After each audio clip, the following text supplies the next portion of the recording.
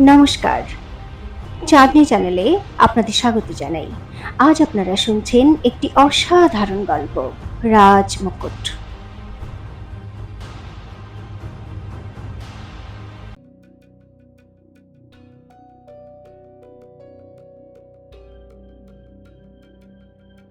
পরদিন সকালে পুরো রানীমহলে একটা খবর ছড়িয়ে পড়ল, যা শুনে পাটরানীরা ভয়ে একেবারে কাঠ হয়ে গেল। রাজমাতা!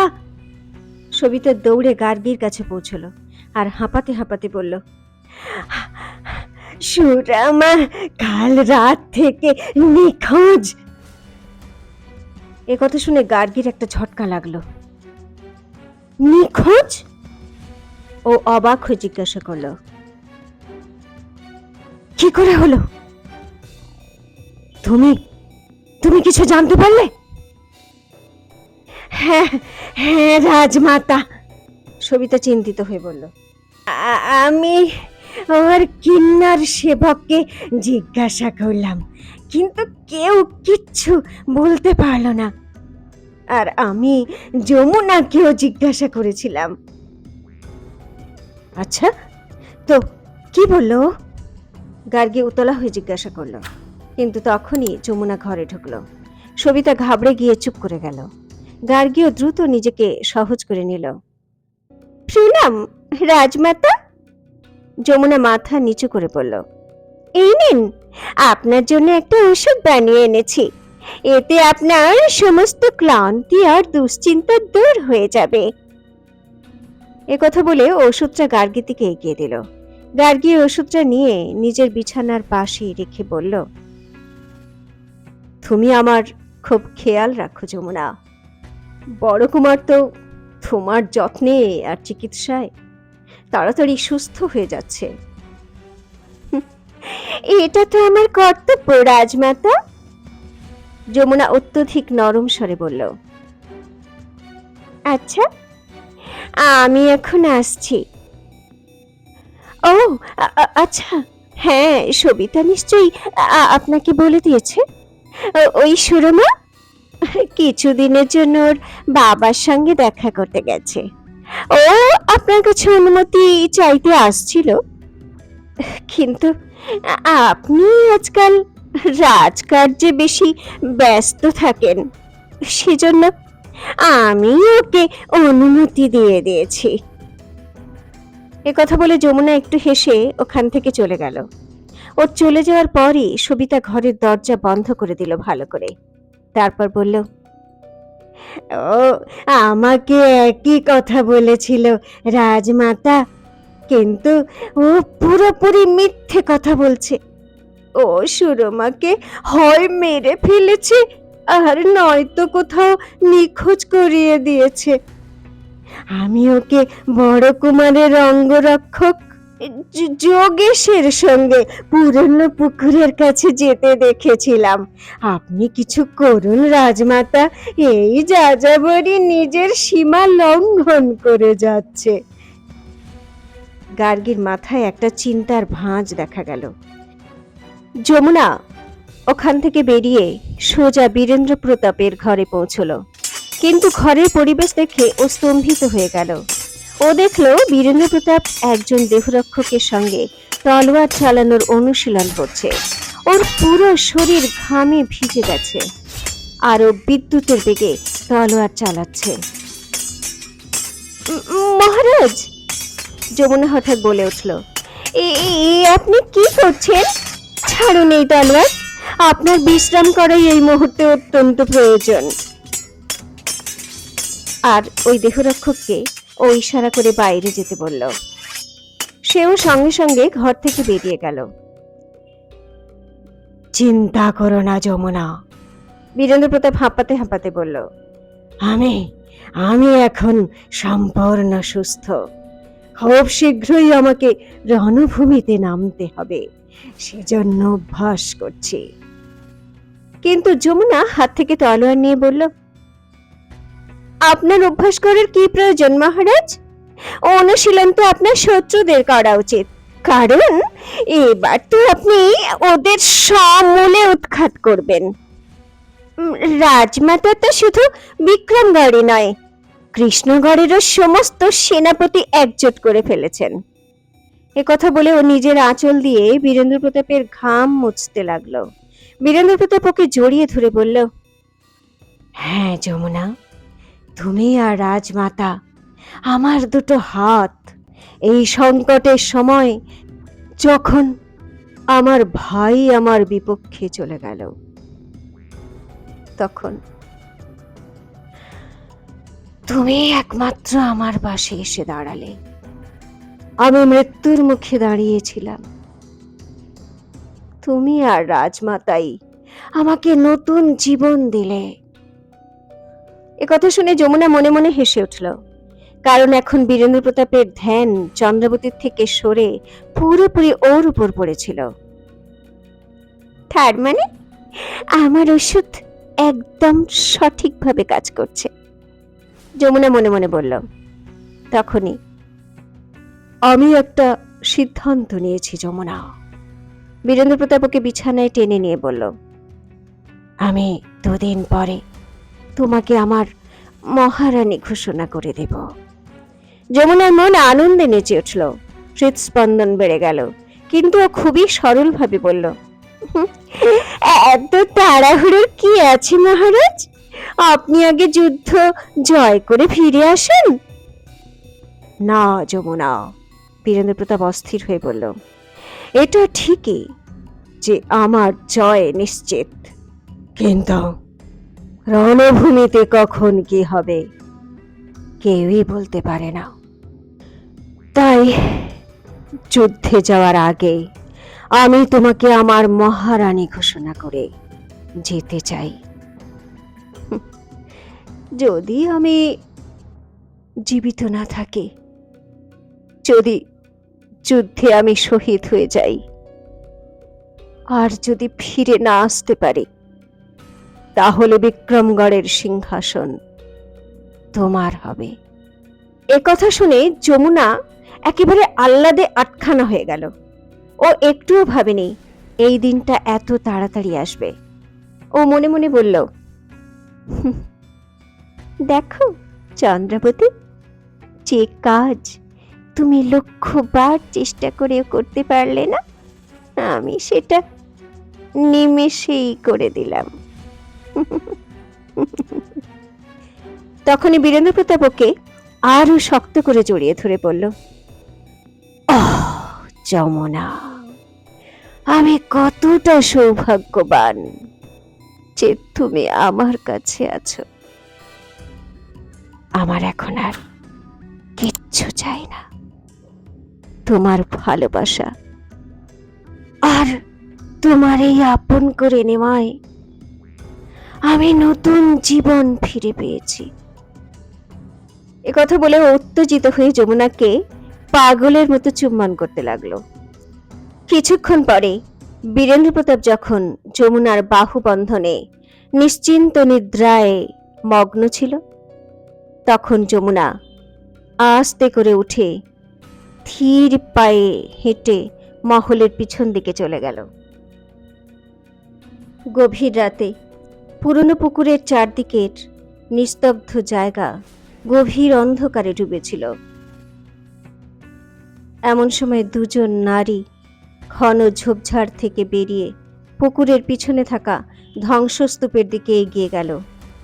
এরা আর কেউ নয়, রাজমাতা গার্গী আর সবিতা ছিল। এই দেখুন রাজমাতা, সবিতা ফিসফিস করে বলল। যমুনা এই ধ্বংসস্তূপের সামনে থেকে সব সৈন্যদের সরিয়ে দিয়েছে। এখন এখানে শুধু অন্ধকার হয়ে থাকে, আর ওই ধ্বংসস্তূপের ভিতরে একটা গুপ্ত রাস্তা আছে, যার নিচের একটা সুড়ঙ্গ সোজা কাল কুঠুরিতে গিয়ে পৌঁছেছে। আপনি সাবধানে আসুন আমার সঙ্গে। সবিতা গার্গীর হাত ধরে অন্ধকারে পা টিপে টিপে এগিয়ে যেতে লাগলো। ধ্বংসস্তূপ হয়ে অন্ধকুঠুরি পর্যন্ত যাওয়ার রাস্তা খোলা ছিল। তার মানে এইমাত্র ভিতরে কেউ গিয়েছিল, কিন্তু সে এখনো ফিরে আসেনি। আজ ওকে হাতে নাতে ধরবো রাজমাতা, সবিতা ফিসফিস করে বলল, আর গার্গীর সঙ্গে নিঃশব্দে সিঁড়ি দিয়ে নামতে লাগলো। গার্গীর হৃদস্পন্দন বেড়ে গিয়েছিল। না জানি কি ঘটনা ঘটতে চলেছে ওদের সাথে। সিঁড়ির কয়েকটা ধাপ নামার পর ওরা একটা গুঞ্জন শুনতে পেল। গার্গী আর সবিতা চমকে দেখল, খানিকটা দূরে সুড়ঙ্গের মধ্যে একটা জ্বলন্ত মশালের সামনে এক ভয়ানক দৃশ্য। গার্গীর তো হুঁশ উড়ে গেল, মাথা ঘুরতে লাগলো, খুব ঘাবড়ে গেল। তারা ওখানে একটা মেয়েকে দেখতে পেল, যাকে সুড়ঙ্গের দেওয়ালের পিলারের সঙ্গে বেঁধে রাখা হয়েছে। সে আর কেউ নয়, সুরমা। আর ওর পায়ের কাছে মেঝেতে অনেকগুলো কালো কালো সাপ ওকে বেষ্টন করে ঘুরে বেড়াচ্ছে। সুরমা অনবরত ভয়ে চিৎকার করছে, ভয়ঙ্কর ভাবে কান্নাকাটি করছে। আর ওর সামনে দাঁড়ানো যমুনা পিশাচিনীর মতো হাসছে। তার পাশে বীরেন্দ্র প্রতাপের দেহরক্ষী যোগেশ তার কিছু সঙ্গী সাথী নিয়ে দাঁড়িয়ে রয়েছে। কেন সুরমা? যমুনা একটা সাপ মেঝে থেকে তুলে নিল, তারপর বলল, মহারাজের কাছে আমার নামে নালিশ করতে গিয়েছিলে না তুমি? কিন্তু তুমি ভুলে গেছো, ওই বীরেন্দ্র প্রতাপ এখন আমাকে ছাড়া আর কাউকেই বিশ্বাস করে না, কারোর কথা শোনে না। আর তুই বাকে এখন রাজমাতা নিজেও যদি আমার বিরুদ্ধে বীরেন্দ্র প্রতাপের কাছে কিছু বলে, তাহলেও ও বিশ্বাসই করবে না। ও এখন আমার হাতের মুঠোয়, আর এখন কিছুদিন পরে পুরো বিক্রমগড় আমার অধীনে হবে। কথা বলে যমুনা সাপটা সুরমার গায়ে ছেড়ে দিল। সাপটা দ্রুত ওর গায়ে বেয়ে যেতে লাগলো। না না, সুরমা ভয়ে চিৎকার করে উঠল, আমাকে ক্ষমা করে দাও যমুনা, আমি আর কখনো এমন কাজ করব না। আমি তোমার সামনে হাত জোড়ো করছি, যমুনা আমাকে ক্ষমা করে দাও। কিন্তু যমুনা ওর থেকেও উঁচু গলায় অট্টহাস্য করে বলল, আরে আরে আরে, ঘাবড়ে যেও না সুরমা রানী, এই সাপগুলো তোকে কামড়াবে না। ওদের বিষ আমি বার করে দিয়েছি, কারণ তুই আমার অনেক বড় কাছের মানুষ প্রমাণ হতে চলেছিস। এখন আমি তোকে না বাঁচতে দিব আর না মরতে দেব। আর তুই ওই চন্দ্রাবতীর গোয়েন্দাগিরি করেছিলি না? কিন্তু এবার দেখ, দুদিন পর আমি এই রাজ্যের মহারানী হতে চলেছি। যদি আটকাতে পারিস তো আটকা আমাকে। সুরমার চিৎকার আর যমুনার অট্টহাসিতে পুরো সরু সুড়ঙ্গ পথ প্রতিধ্বনিত হতে লাগলো। দূরে দাঁড়িয়ে থাকা গার্গী বড় বড় চোখ করে এই সব কিছু দেখছিল। ও বিশ্বাসই করে উঠতে পারছিল না যে যমুনা এত নৃশংস হতে পারে। তারপর হঠাৎ চিৎকার করল, যমুনা! যমুনা এক ঝটকায় চমকে পিছনে ঘুরে তাকালো। গার্গীকে দেখে প্রথমে স্তম্ভিত হয়ে গেল, তারপর দ্রুত সামলে নিয়ে বলল, ও শেষমেশ তুই সব জানতে পেরেই গেলি বুড়ি। একদিকে ভালোই হয়েছে। অভদ্র, ঠকবাজ! গার্গী ওর কাছে গিয়ে রেগে বলল, তুই আমার বিশ্বাসের এত বড় সুযোগ নিলি?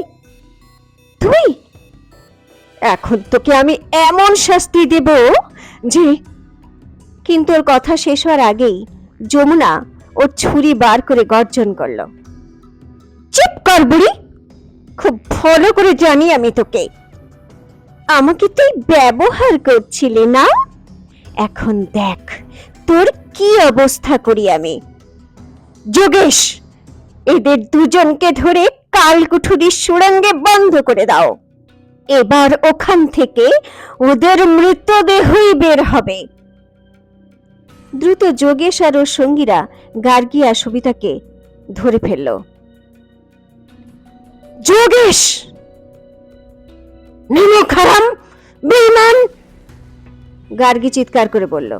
কিন্তু তখনই যমুনা ওর কাছ থেকে ছাইয়ের মতো কিছু একটা বার করে সবিতা আর গার্গীর দিকে ছুঁড়ে মারল। পরমুহূর্তেই ওরা দুজন অচেতন হয়ে পড়ল।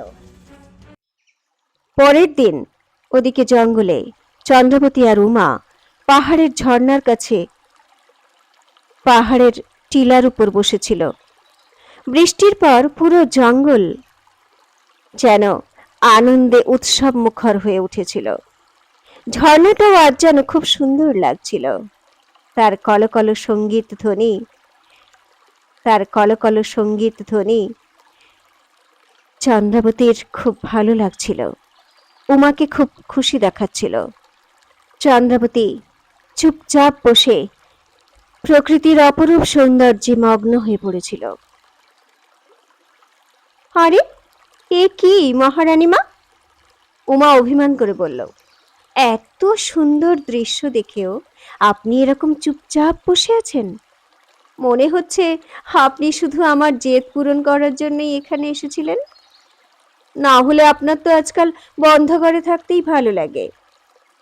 চন্দ্রাবতী দ্রুত নিজেকে সামলে নিয়ে জোর করে হেসে বলল, না না উমা, সেরকম কোনো ব্যাপার নয়। সত্যি এই জায়গাটা খুবই সুন্দর। আমি আগেও এখানে এসেছি, তখন একটা বাঘের মুখোমুখি হয়েছিলাম। সত্যি? উমা অবাক হয়ে চোখ বড় করে বলল, তারপর তারপর কি হলো মহারানীমা? আপনি ওই বাঘটাকে কিভাবে মারলেন? চন্দ্রবতী এবার সত্যিই হেসে উঠল, বলল, মারিনি, ওকে শুধু চুপচাপ ফিরে যাবার আদেশ করেছিলাম। তো সে বেচারাও চুপচাপ ওখান থেকে মাথা নিচু করে ঝোপঝাড়ে অদৃশ্য হয়ে গেল। উমা হেসে বলল, হ্যাঁ হ্যাঁ, যেত নাই বা কেন? মহারানীমার আদেশ বলে কথা, সে কি অমান্য করা যায়? এ কথা শুনে চন্দ্রবতীও হেসে উঠল। তখনই দূরে কাঁচা রাস্তায় তিনজন ঘোড়সওয়ারকে আসতে দেখা গেল। মহারানীমা, সাবধান, উমা ওর কাটারি বার করে বলল। এরা অন্য দিক দিয়ে আসছে, হয়তো বীরেন্দ্র প্রতাপের গুপ্তচর হবে। চন্দ্রবতীও চমকে উঠল, কিন্তু ও ওই ঘোড়সওয়ারদের পিছনে একটা পালকি দেখতে পেল, যার চারিদিকে পর্দা দেওয়া ছিল। আরে, চন্দ্রবতী অবাক হয়ে বলল, যদি এরা গুপ্তচর হয় তাহলে এই পালকি কেন? কে আছে এর মধ্যে? একথা বলে দ্রুত ঢিবি থেকে নেমে কাঁচা রাস্তার দিকে এগিয়ে গেল। উমা দ্রুত ওর পিছনে দৌড়ল। ওই ঘোড়সওয়ারের দল আর পালকি ওদের সামনে এসে দাঁড়ালো। আরে, উমা খুশিতে চিৎকার করল, আরে এ তো প্রভাত। চন্দ্রবতী অবাক হয়ে বলল, হ্যাঁ, আকাশ আর সোনালও সঙ্গে আছে। এরা সত্যি প্রভাত, আকাশ আর সোনাল ছিল। মহারানীমা! আনন্দে মুখর হয়ে সোনাল চন্দ্রবতীকে জড়িয়ে ধরল। আকাশ আর প্রভাত উমাকে ওখানে দেখে আরো আনন্দিত হলো। শেষে রাজপ্রাসাদের বন্দি জীবন থেকে বেরিয়ে আসতে পারলে তোমরা? চন্দ্রবতী হেসে বলল, কিন্তু এই পালকি? ওর কথা শেষ হওয়ার আগেই পালকির পর্দা সরে গেল আর দুজন রমণী বেরিয়ে এলো। চন্দ্রবতী অবাক হয়ে দেখল, এদের মধ্যে একজন রাজমাতা গার্গী আর একজন তার দাসী সবিতা। চন্দ্রবতী একেবারে স্তম্ভিত হয়ে গেল। ও জিজ্ঞাসা স্বরে বলল, রাজমাতা, আপনি এখানে? এর উত্তর আকাশ দিল, বলল, মহারানী মা, গতকাল রাতে আমি কালকুঠুরি থেকে পালানোর জন্য চেষ্টা করছিলাম। আমরা সুড়ঙ্গের পথ দিয়ে পালাচ্ছিলাম। আমরা ওখানে রাজমাতা আর ওনার এই দাসীকে দেখতে পেলাম। ওনাদের ওখানে কেউ বন্দি করে রেখে গিয়েছিল আর ওনারা অজ্ঞান হয়ে পড়েছিলেন। অজ্ঞে হ্যাঁ মহারানী মা, তখন সোনালো বলে উঠল, আমরা ওনাদের দ্রুত মুক্ত করে দিতেই রাজমাতা বললেন ওনাকে এক্ষুনি আপনার কাছে নিয়ে আসতে। তাই আমরা মহল থেকে বেরিয়ে অতি কষ্টে এই পালকিটাকে খুঁজে পেলাম আর ওনাকে এখানে নিয়ে এলাম। একথা শুনে চন্দ্রাবতী আরো চিন্তিত হয়ে গেল। ও রাজমাতার কাছে এসে আনমনা হয়ে বলল, কি হয়েছে রাজমাতা? আর আপনার সঙ্গে এমন বেয়াদবি কে করেছে, আর কেন? আর আপনি আমার কাছেই বা কেন এসেছেন? গার্গী আর সবিতা দুজনেই মাথা নিচু করে দাঁড়িয়েছিল। ওরা চন্দ্রাবতীর চোখের দিকে তাকাতেই পারছিল না। কিন্তু গার্গী অসহায় হয়ে বলে উঠল, চন্দ্রাবতী, বিক্রমগড়কে যমুনার হাতে ধ্বংস হয়ে যেতে দিও না, বাঁচাও। আমি শুধু ওকে ধূর্ত ভেবেছিলাম, কিন্তু কিন্তু ও তো বিষাক্ত সাপ। তুমি রাজমহলে ফিরে যাও। আমি তোমার সামনে হাত জোড় করছি চন্দ্রাবতী, ও বড় কুমারকে ছোবল মারার আগেই তুমি ওকে বাঁচাও। এ কথা বলে গার্গী ওর দু হাত জোড় করলো। ওর চোখ দিয়ে জল পড়তে লাগলো। তাহলে চন্দ্রাবতী কি রাজপ্রাসাদে ফিরে যাবে? যদি হ্যাঁ হয়, তাহলে কি হবে যখন বীরেন্দ্র প্রতাপ আর যমুনার সামনে যাবে? সত্যি কি চন্দ্রাবতী বীরেন্দ্র প্রতাপকে যমুনার চক্রান্ত থেকে বাঁচাতে পারবে? জানার জন্য শুনতে থাকুন রাজমুকুট, এক ঐতিহাসিক প্রতিশোধ, শুধুমাত্র চাঁদনির সঙ্গে চাঁদনি চ্যানেলে।